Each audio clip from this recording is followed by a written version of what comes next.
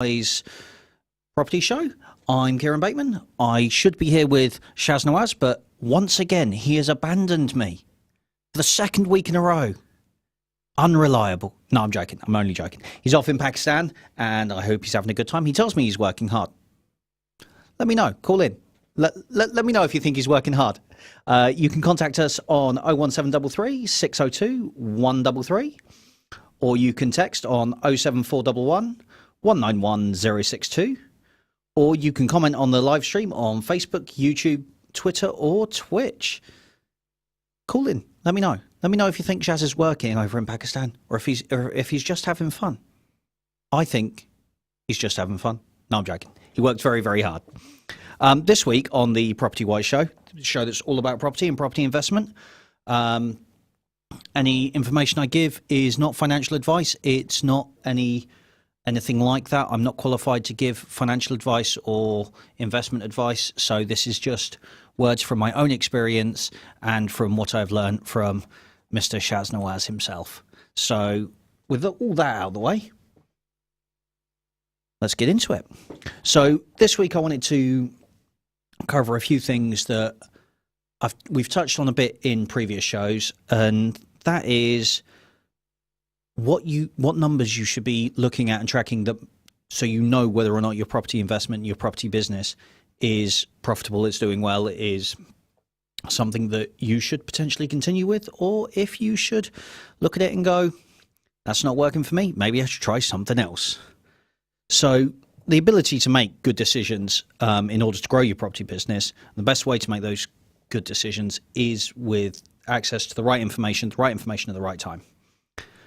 And generally, like within a job, within property, you use KPIs, key performance indicators, so that you've got a tangible metric that's quantifiable and you can measure what the asset's performance is. And this is true in any business, in any job, whether it's property or anything else. And you can use these to analyze several different segments of your business, from individual performance of people within your business to the full investment property itself and the potential that it has. And in turn, this information can be used to identify weaknesses within your business and help you make business decisions to keep going forward. So with that in mind, what exactly should you be looking for? And you hear a lot of people discuss different things and different ideas and different ways of doing it, and there are 101 ways of doing this. So this is not exhaustive by any stretch of the imagination, but this is a good start. First thing is, if you're not buying the property outright, you need to look at a loan-to-value ratio, and that will depend on how much deposit you've got, how much the property is, etc., and what the actual numbers are. The loan-to-value ratio measures the amount of leverage on a particular asset. So if you're financing the deal, it measures the amount you'll need to finance against the property's current market value. And you won't set the market value, the market sets the market value. So it's a fair way of understanding that. But it's also the best way to track the equity you hold in a property, not just for financing, but for the value of your portfolio and the assets that you have overall. For financing, most lenders won't finance up to 100%. So you should, I say you'll never, that's not strictly true. We have seen 100% mortgages in this country before, but in general, you won't get 100% mortgage for an investment at all. You'll always need a minimum in this country for a buy-to-let of 25% on average. Depending on how you structure a deal, this can change. Like I say, these aren't hard, fast numbers. These are just guides based on my experience.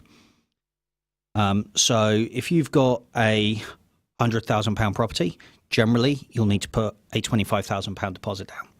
So that's a LTV of 75%, and that's generally the minimum you'll have in this country. But after 10 years, if the value of the property goes up, which give or take it should do, it might even double. So now you've paid your 25% to begin with on your interest-only mortgage, and it was £100,000 for the property to begin with. You've paid 25 grand. 10 years' time, you still hold on to it. It's still got good cash flow. You now have a £200,000 property, but you only put £25,000 into. So suddenly the percentage gets smaller as the value of the property grows. But if you were to buy that same property again 10 years later, you would need to double the amount of deposit you had. So you'd need a £50,000 deposit rather than the £25,000 deposit for it to be the same 25%. So going back to what we were talking about last week, then you need to understand where you're going with that. I need to understand where I'm going with that. I was going to make a point there. I completely lost my train of thought. Where was I going with that? I have no idea. No, let's move on. It'll come back to me. I'll come back to it. What were we discussing last week? We were discussing the importance of knowing your business, and yes, we cover mindset every week, Asim. Thank you. I mean, well done, sir. Well done. Helpful as ever. Mr. Asim, everybody.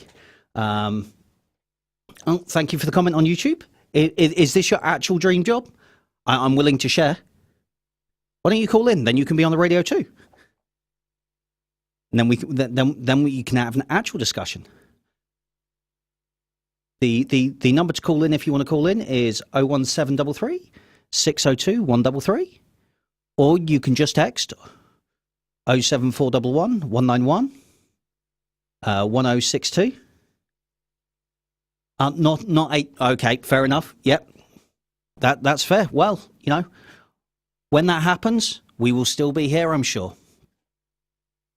But yes, going back to property investment, and where your loan to value is now 25%, goes up as you go on, then looking at that gives you a good key indicator of the percentage of the equity left in the property that you can access for other parts of your business, should you need to utilize it to grow your company. Oh, thank you very much. I appreciate you. I appreciate you listening. So the next thing that you should probably keep track of when it comes to your property portfolio is your total equity. And that is how much equity you have in your total portfolio across all your properties. Knowing the current estimated property value minus the current balance of all your mortgages, all your investments, and all the loans and costs that you have will give you a clear idea of the choices you have for your business going forwards. And particularly, if you're thinking about refinancing to capitalize on maybe a stagnant property market, or the property markets have taken a turn in your favor and you want to expand your portfolio, knowing how much equity is within your portfolio will help you to assess whether or not that's a possible route you can take. Now, after that, I would look at the interest rates you're paying.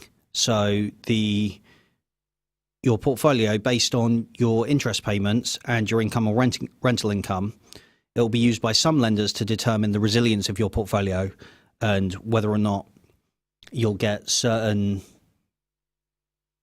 rates for products and services that they offer.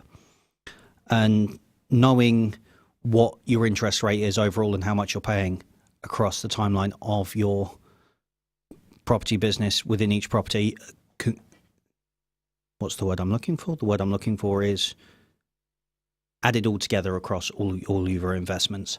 That'll tell you whether or not you can take out more investments or whether you need to hang back and get more cash flow.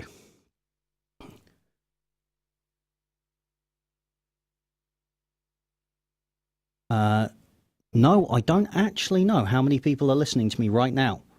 But I know I've got at least one listener, 2 if you count Asim. So and for that I'm grateful. After your interest covers, then you want to look at how much your rental is, your actual cash flow.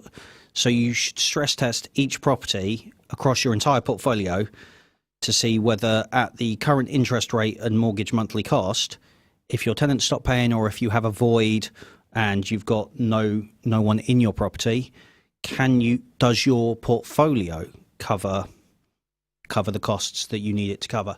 Now, if you've only got a single buy to let, that's a very easy stress test. If you've got money going out but no money coming in, then obviously it doesn't pass that test very well. But as your portfolio expands, as you grow your business, as you increase the amount of assets you have at your disposal, then if you've got enough assets to cover 1, 2, 3, even 4 voids within your property portfolio, then the stress test is different because you're taking this as a holistic view across your entire portfolio rather than just as individual properties.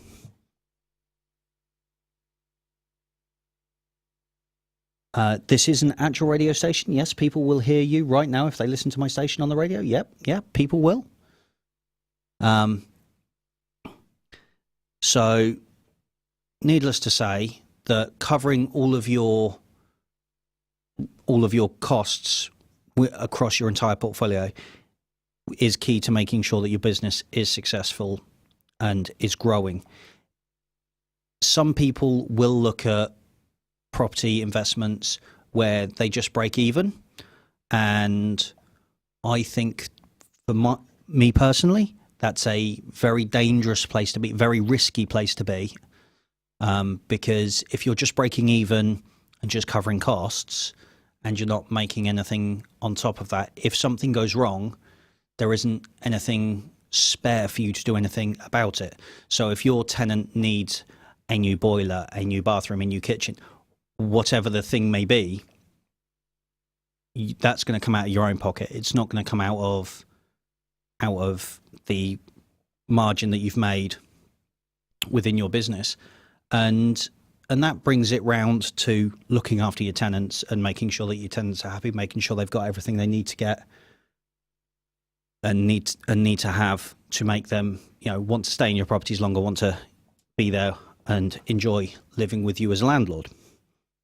After that, I would say number 5, you want to look at your cash on cash return. And this will tell you the return on the money you have in your property investment. It's, in simple terms, it's how much money you're earning off your cash invested.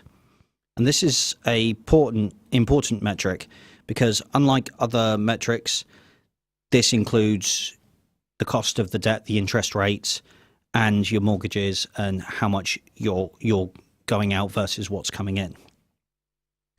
To get the current return, I mean, I don't know if everyone knows we do Twitch, but we are live on Twitch right now, and I can prove that by talking to you. People might wonder what I'm talking about, but I am talking to the live chat. And so responding to questions in the live chat and having a conversation with you, because having a conversation directly with someone is generally more interesting than just me rabbiting on by myself. Don't you think? Maybe? I mean, if not, I'll continue rabbiting on by myself. I mean, that's fine too. That's what I'm here for.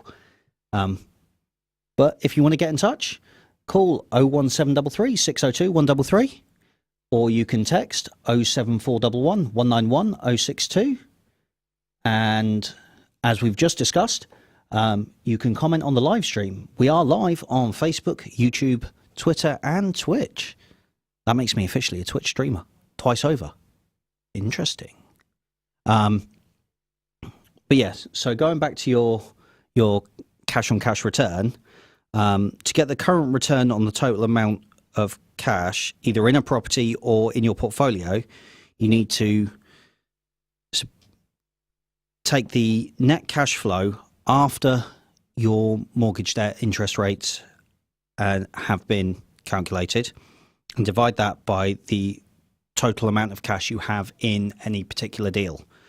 And the sum of the acquisition, the price of the building or the portfolio, plus any legal costs that you have to incur, SDLT, things like that, and then subtract the outstanding mortgage balance, if you have one at all, and add in any capital expenditures that you have to get the property up to standard, to replace bits, to grow it, and that'll give you how much net cash you've got coming in your cash on cash return.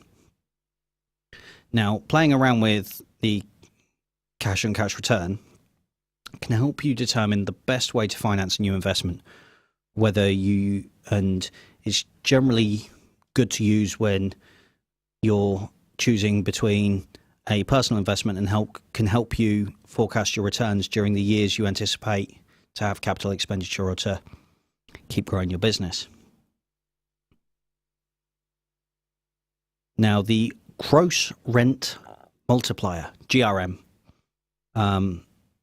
this is a metric that helps investors compare buildings and roughly determines a building's worth based on what they can make from it. It's calculated by dividing the property's price by its gross rental income, and this will depend on what your local market's like, what the general rent around the area is, what the rent market is like, and what comparable properties are costing. And you can use this as a projection to work out your gross rental income. And you can ask the current occupier if they is also a property business that you're buying from. Obviously, if you're doing a commercial conversion or you're buying a house from a private individual to turn into rented accommodation, then they won't have any information on the rent roll. But the gross rent multiplier that you work out this way does not take into account any voids that you might have where people aren't in your properties or expenses. So you can't make an investment decision based on just your gross rental multiplier, but it's a good indicator to start with. The lower the multiplier is, the better. You can generally expect the average evaluation on a potential property deal to work out whether or not it's a good deal. Now, I've got a point here that this is more for interest rates. And this is the debt interest that you have to cover compared to the operating income that you get from a property. And this will be something that lenders will look at when they look at whether or not they should lend to you or they can lend to you, and what criteria they're working on, and if you're applying for a new mortgage or a new loan based on expanding your business. So it's something to be aware of, the ratio of how much interest you're paying versus the cost of the property, the percentage rate of the property, and things like that. So yeah, that will obviously tell lenders whether or not you are a safe pair of hands to lend into. Now, obviously, this week I've been talking a lot about investment and mortgages and stuff. And just to clarify once again, I am not a financial advisor. If you want financial advice, you should seek advice from a professional. I do not claim to be a professional. I'm not sure what I claim to be, but it's not a professional. So if you need advice like that, go and seek out a professional, and you use their advice wisely. Otherwise, this is just based on what I've seen and what I do. So next, we've got the operating expense ratio. So this is the amount a property will cost you and how well you're controlling your expenses relative to your income. So if you've got, for example, a poorly maintained property and you're having to spend out money on it every month because you're not getting things fixed properly, or you're not doing things properly, and something's always breaking, or something's always need repairing, or something needs replacing, and you're just doing the bare minimum could be costing you more money because you're not prepared to invest a bit more to begin with. So using your operational expenses ratio will tell you how much of your, as a percentage, how much of your income you're spending to repair, replace, refurbish any particular property. And interestingly, and I've seen this before, where I have seen, in my opinion, poor landlords who do the bare minimum just to get by, they're not really interested in taking care of their tenants. And there aren't many of them, but they do exist. And by not doing things properly the first time and cutting corners, yes, they're spending what they believe is less each month, but if your rent is, say, £500 coming in, and you're having to spend £100 of that every month, then by the end of the year, you've only made, as an income, £400 a month, which is not the £500 you were making. If you spent £600 once, yes, it's a bigger expense than your monthly income for that 1 month, but across the spread of a year, that will give you a much greater return, because suddenly you're not spending £1,200 for the year, you're spending £600. So you've saved yourself 50% of the cost by doing it right the first time, taking care. So a lower percentage of your operational expenses reflects that you've minimized your expenses relative to your revenue, which is what I was just discussing. And if you're looking at this number and over time it's rising and gradually increasing and gradually getting higher, then that could perhaps indicate that there are some issues in a property that you perhaps need to take a deeper look at, a deeper dive, and see what's actually going on there. Or it might mean that a management company, because you may be working with a management company, or your maintenance company isn't keeping up with routine maintenance, with basic maintenance, and it's leading to a more serious problem. Calculating your specific expenses can help you narrow down the reason for its rise as well, so that you've got something to look at, something tangible to check and work on, and help you get things back under control. That's why your operational expense ratio is really important when looking at your business as a whole. So coming on after that is your cap rate. Now, the capitalization rate is the property equivalent of a basic stock market return on investment. Now, we are going to cover return on investment a bit later on, but for now, this is the ratio between the amount of income produced by a property compared to the original capital invested, or its current capital if you've only just bought it, and it tells you the investment value that's in your profit that you're gaining from that. This divides your net operational income by the assets value to give you your cap rate, and then you can look at, that's also where the property value is in relation to where it was when you bought the property. So if you've only just bought a property, obviously the cap rate's going to be the market value of the property. But as we know, the market is not a single fixed price. Oh, but it were, because that would make everything so much easier. But it's not. So you need to look at whether the market's going up, whether the market's going down, whether that's impacting your business, whether it's something that you need to use to decide whether or not to go further with any more investments, or to hang back and be prepared to weather out the storm, as it were. Now, next we've got the internal rate of return. Now, the internal rate of return is the estimates of the interest you'll earn on each pound invested in a rental property over the whole period that you own the property. Now, property is in my opinion, long-term investment strategy. It's not a get-rich-quick scheme. And a lot of people sometimes think it is. And they think that, oh, I'll buy a property, I'll be rich within a year, I can buy more properties, etc., etc., etc. And then they're in for a very, very rude awakening when it comes down to the brass tacks of it, the actual facts and figures, where they suddenly realise, oh, hang about, this is a lot of hard work. It's not the get-rich-quick scheme I thought it was. And, oh my, I seem to have made a terrible mistake. If they do that, they're looking at it all wrong, in my opinion. Property is a long-term investment strategy.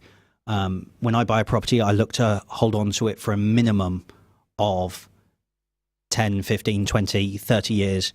I don't plan on getting rid of any of the properties that I have anytime soon. But more on that after the break. Stay tuned to Salam Radio after this short ad break. Thinking of laser hair removal but worried about cost? Well Skin Clinic, Peterborough's #1 aesthetic clinic, offers 0% finance on courses of laser hair removal. We perform thousands of treatments using the Soprano titanium in our prestigious clinic. Virtually pain-free and suitable for all skin types, our team of aesthetic professionals can help you achieve your goals affordably. Well Skin Clinic, making life-changing aesthetic treatments affordable for all. 40 Cowgate, Peterborough. Call or WhatsApp us on 01733 555540. Peterborough. Who said good quality fried and grilled chicken has to be expensive? At Sam's, we take pride in every piece of chicken that leaves our kitchen. Just one bite of our chicken or burgers is all it takes to realise we are the best.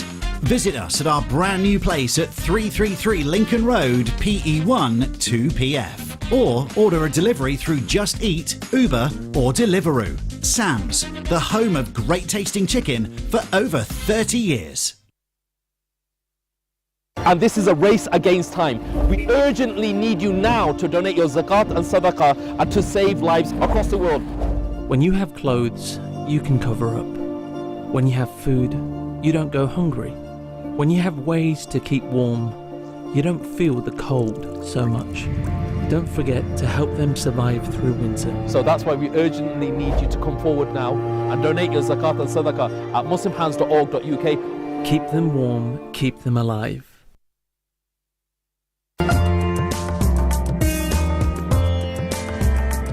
Where can you get high quality and low prices? Amar Food Store and Halal Meat in Lincoln Road Triangle is the place to go. Pay us a visit and take advantage of our special offers and great range of products on groceries, vegetables, fruits and halal meat. Also send money to Pakistan absolutely free. We have all top brands at special offers, offer free customer parking and provide a free local delivery service. Amar Food Store and Halal Meat, 613B Lincoln Road, Peterborough. Call us on 01733 687 374. High in quality, low in prices. Do you own a restaurant or takeaway? Cater Fair is an expert supplier of new and used commercial catering equipment. Visit caterfair.co.uk for quality equipment on sale at the lowest prices. Or call us on 01733 310 115 or visit us at 11 Royce Road, Fengate, Peterborough. At Cake Inn, all our cakes and slices are freshly baked for that delicious taste. At Cake Inn, we bake 100% vegetarian and halal eggless fresh cream cakes. Delicious flavoured cakes for birthdays and weddings, ceremonies and all other occasions, with free customised messages, even balloons and candles too. Order for delivery or collection from Cake Inn, 489 Lincoln Road, PE1 2PE, and your cake could be ready within 2 hours. Find out more and order online at cakein.co.uk or call 01733 496 584.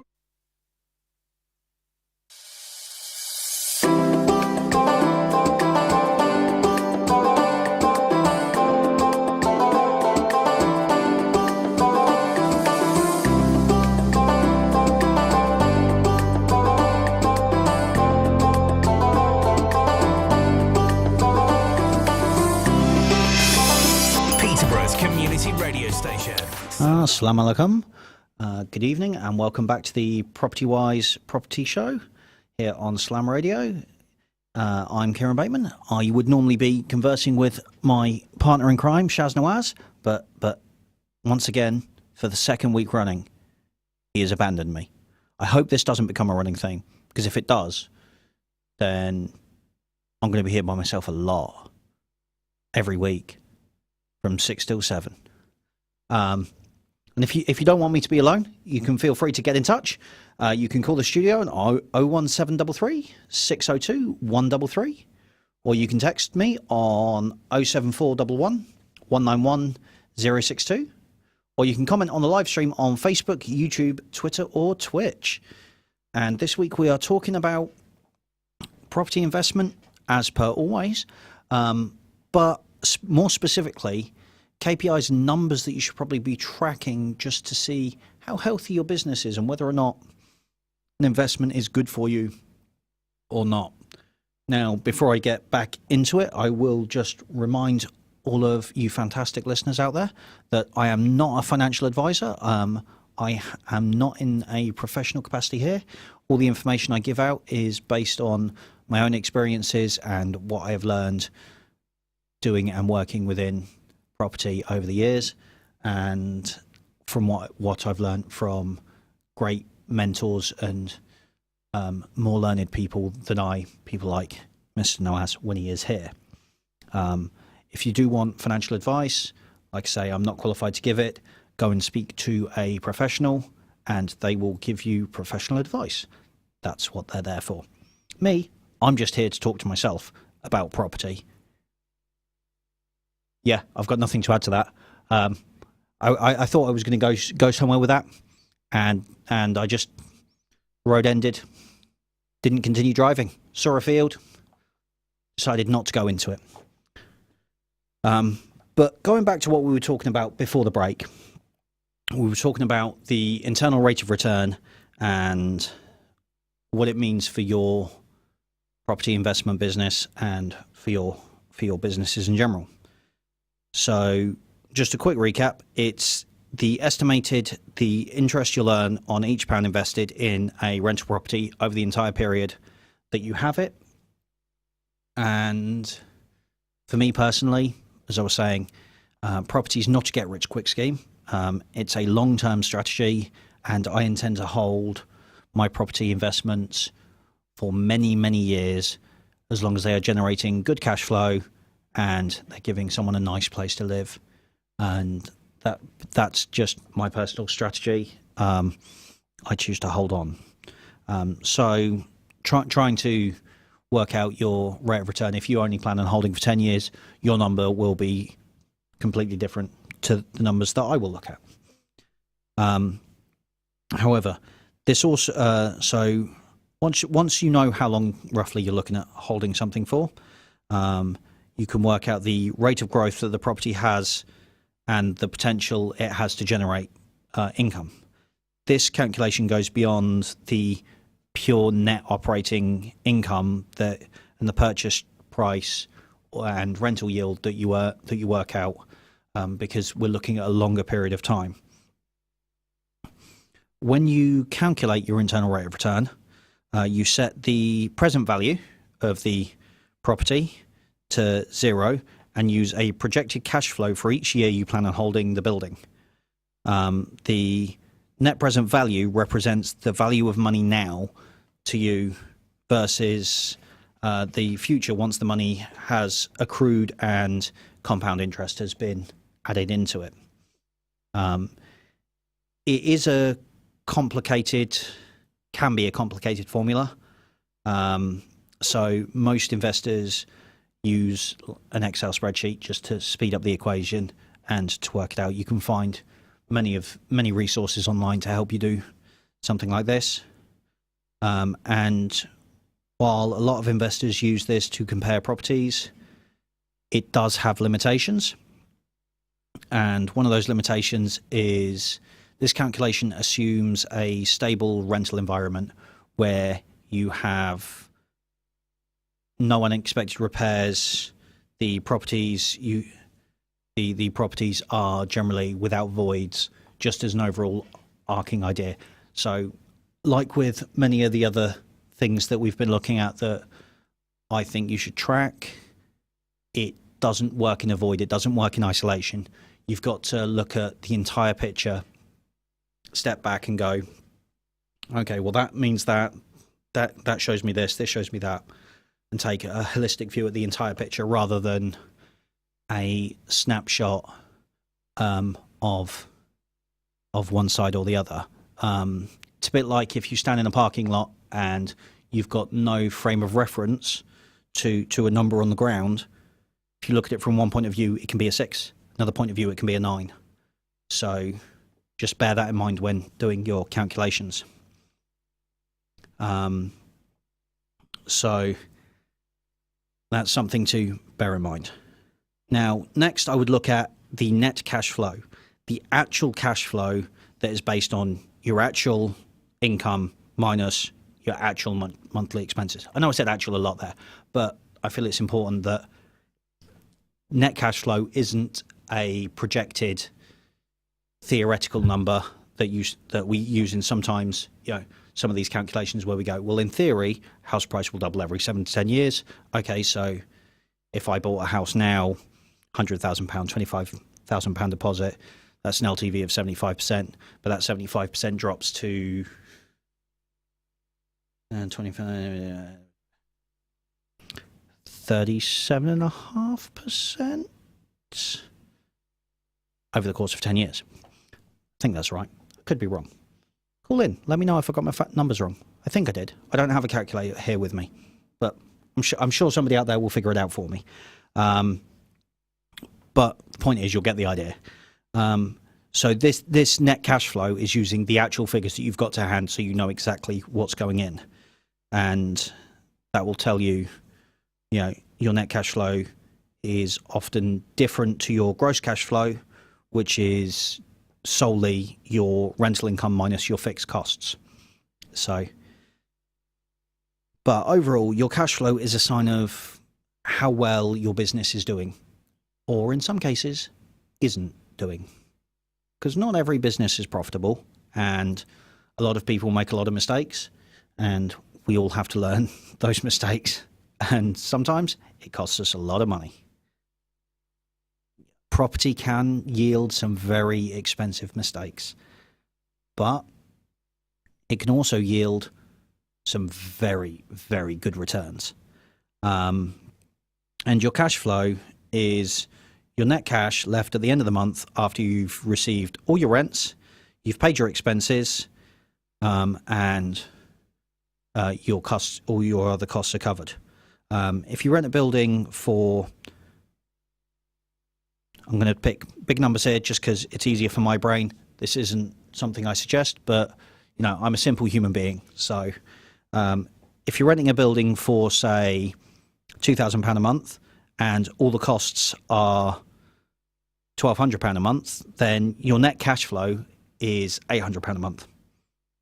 And this might seem really simple and really simplistic, but it's an important number, because if it's a negative number, you won't be able to pay your bills. So, forget about making a profit. You're not even covering your bills at that stage, and that's not a good place to be in. A negative cash flow could also indicate that you're spending too much on the property, or that you bought the property in a poor manner, or that you didn't do your due diligence before purchasing the property.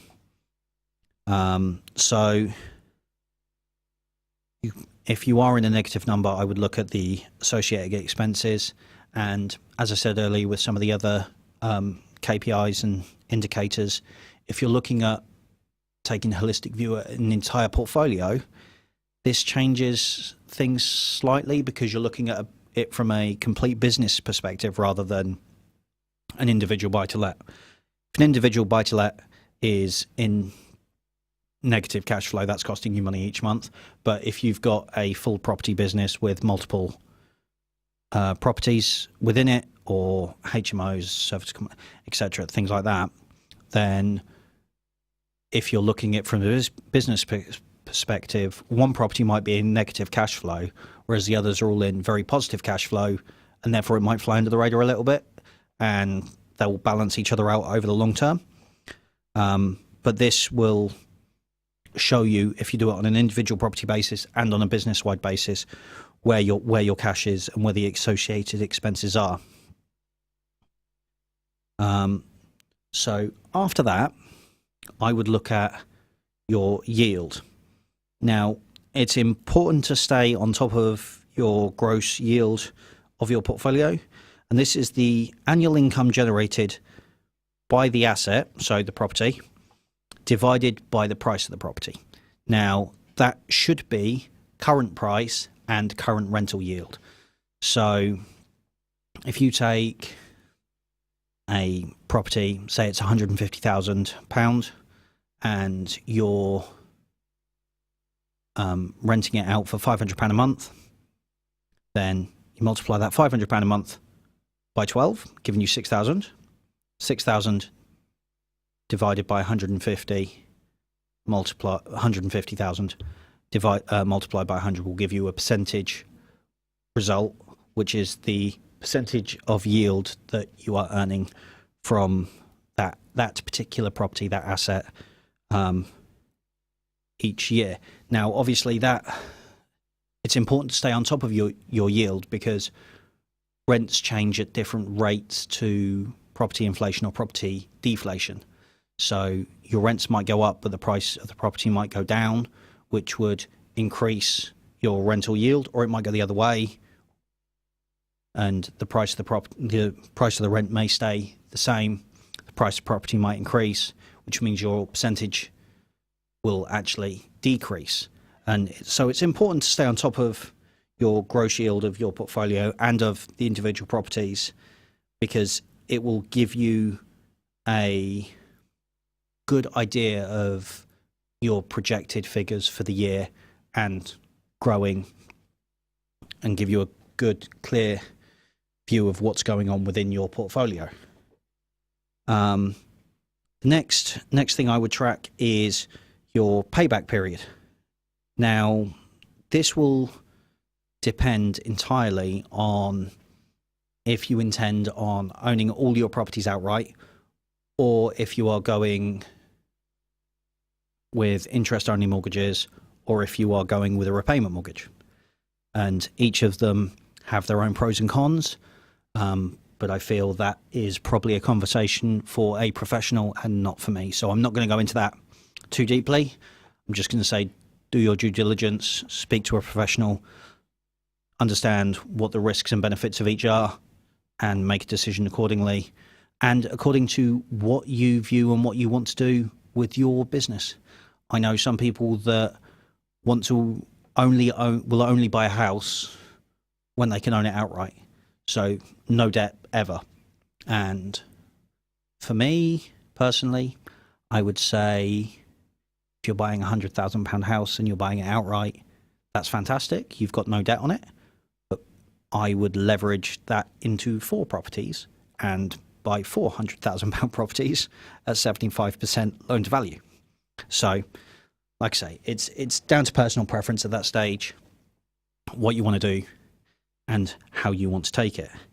But the payback period will determine the number of years it will take for you to pay back your initial investment, because if you've put money in, you want to know how long it will take for you to get your money back out. And in some instances, I've seen this a few times, and if you structure a deal properly, you can get your initial investment money out quite quickly. Again, not a get rich quick scheme, but if you invest smartly, invest properly, say a good commercial conversion, you can potentially put money in, do the conversion, get an uplift in value, refinance it, and take all the money that you invested out, which would put your payback period at however long the conversion takes. Or if you've put in, say, £60,000 to your property business, and you've got 10 properties that are each making £6,000 a year, it'll take you a year to make that 60,000 back. So that's the first payback period. The second payback period within that is how long it would take you to cover the entire cost of the properties within your portfolio overall. And that's a completely different calculation, and that works out not just what you've invested, but the overall cost of the property. So going back to that earlier example, that 60,000 across 10 properties, £6,000 a year for each property, 10 properties, 60,000. Okay, you're paid back, but each of those houses is worth, hypothetically, let's say £100,000. That's £1 million worth of investment property assets. It's going to take you a lot longer than a year to pay back, to gain the money back on that.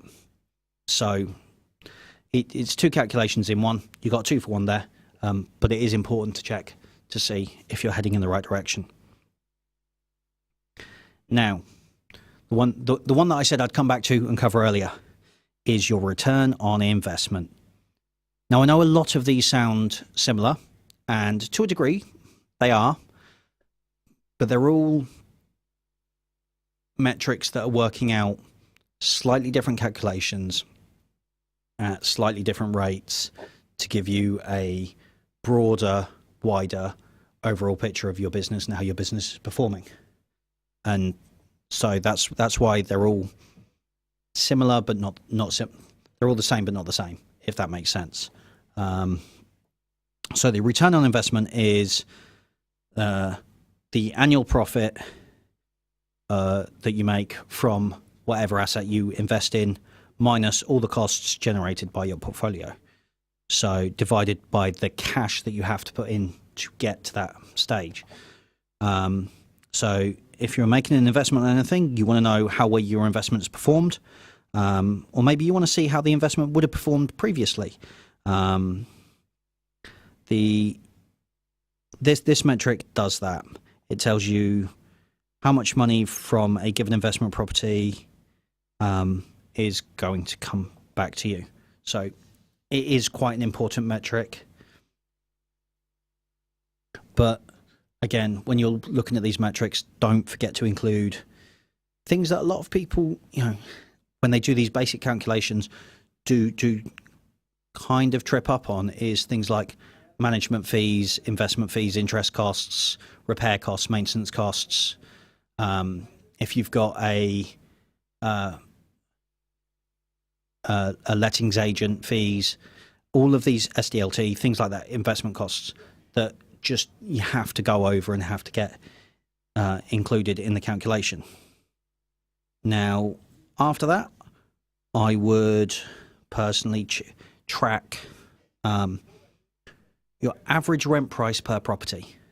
So this is how much each property, each flat is renting out for across your entire business, and then you compare it to last quarter, last year, previous years in general, and see if you are in growth, if you are breaking even, if you are in loss, and that will dictate to a degree what you do with your business.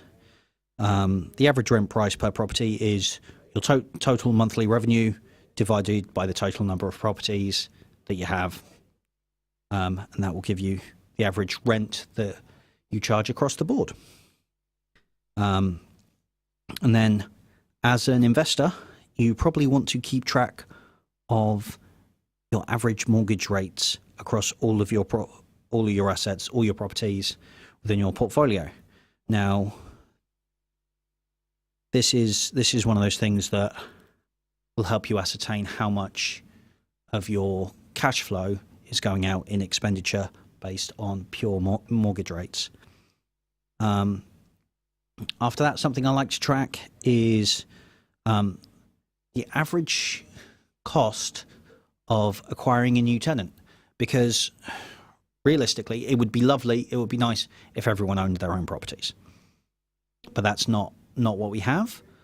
So we then have to look at tenants and renting, and how much does it cost you to acquire a tenant, to get a tenant into one of your properties? Are they staying for long? Are they staying for the long term? Are they with you for a long time? Or are they just in and out? And some of this will depend on your business model. If you are doing short-term lets or things like that, you want tenants to be in and out fairly quickly. But if you're looking at renting out full individual properties as family homes, then ideally you want families to move in and make it their home and stay there for a prolonged period of time, a good number of years.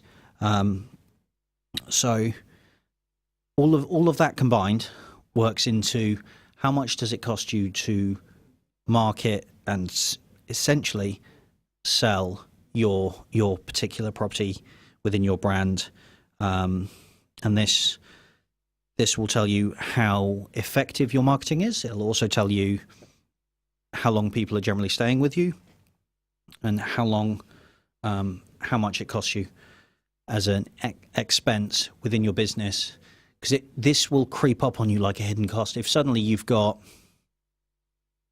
had clients for 3, 4, 5 years, and then suddenly half of them decide they want to live somewhere else, or they get a new job, or something happens in their personal life and they end up moving, or they have to move, or it could be 101 reasons, by the way.